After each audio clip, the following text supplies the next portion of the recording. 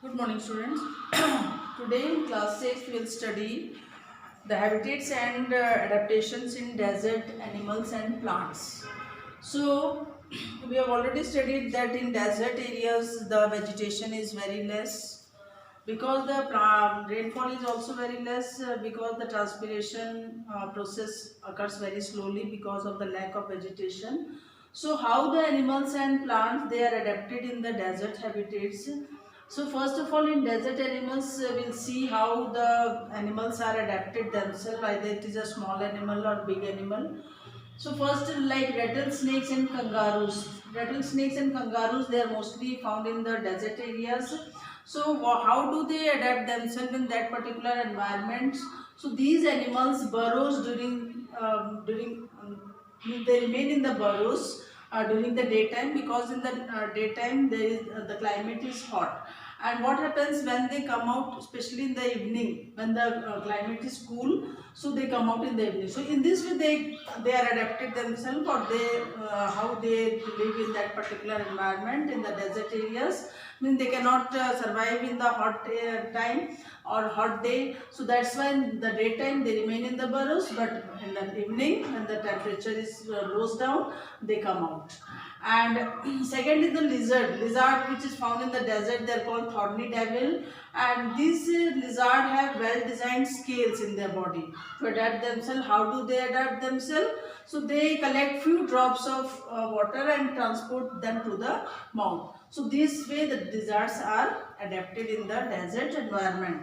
Another type of animal is jackrabbit and fennec fox. So jackrabbit and fennec fox, they have large ears to adapt themselves, and these large ears they contain some blood vessels which are found in the ears, and the main function of these blood vessels which are found, they release the excess heat which are present in their body, and so they can survive better in the desert areas. So this way the jacket and rabbit and the fennec fox survive in the desert areas because they release excess heat which are present in their body. Another type of adaptation we can see in the meek rats. Meek rats, they especially make burrows under the ground, and under the ground they get water from the food they eat. And like they eat roots also because the roots contain water, and this water they get easily get from the roots. That's why they live in the burrows under the ground. So in this way the meek rats they are adapted in the desert areas. Now the adaptation in camels. I have already told you in the previous class how the camels are adapted themselves. So the camels they have two rows of eyelashes, and these eyelashes help them to blow the sand which can't be, so that the sand are not able to reach in their eyes. So they have two rows of eyelashes.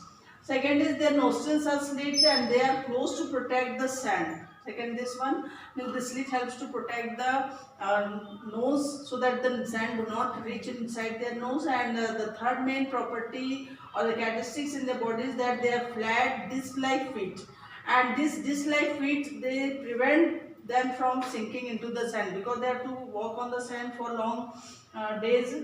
So these flat discs which are present in their feet does not allow them to sink into the sand.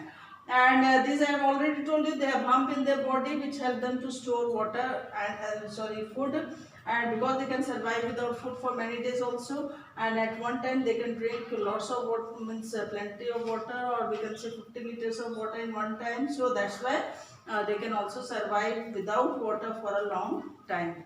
So these are the characteristic features of the camels which can adapt themselves in the desert areas. Now, what are the adaptations in the desert plants? So first of all, the plants are adapted to conserve water because in the desert areas the vegetation is less as well as the rainfall is less. So what happens, the plants which are found in the desert areas, they store water in their body parts like cactus, yuccas, agave. So these are the desert plants which store water in their body, and this water can be utilized for their growth and other metabolic purpose. Second is the desert shrubs. Desert shrubs have growing deep roots. Their roots are very deep, and that's why they can take the water from the underground water. They can this through the roots only they can take the water, and they can survive for a long time in the desert areas. Third main plant is the desert lily. Desert lily, they are very dominant, remain dormant during the dry season, because in the dry season it is very hot, and that's why they can die also. So these desert lily remain dormant, they become inactive.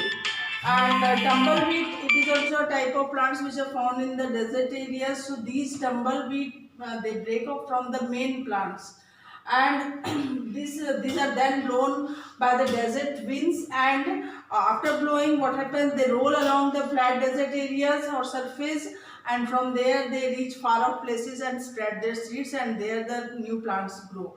So in this way the tumbleweeds, they can survive, or they can reproduce better in the desert environment.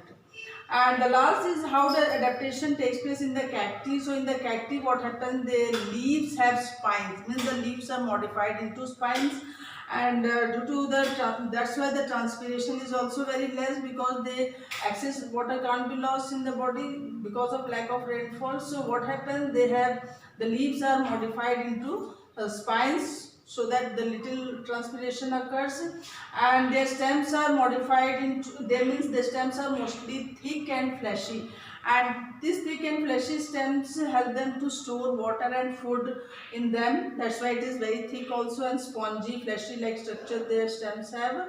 And third main property of the cacti is that they have waxy coating in the body to prevent, so that the water can be blown off from their body parts, from the leaves, and they are not spoiled in that particular.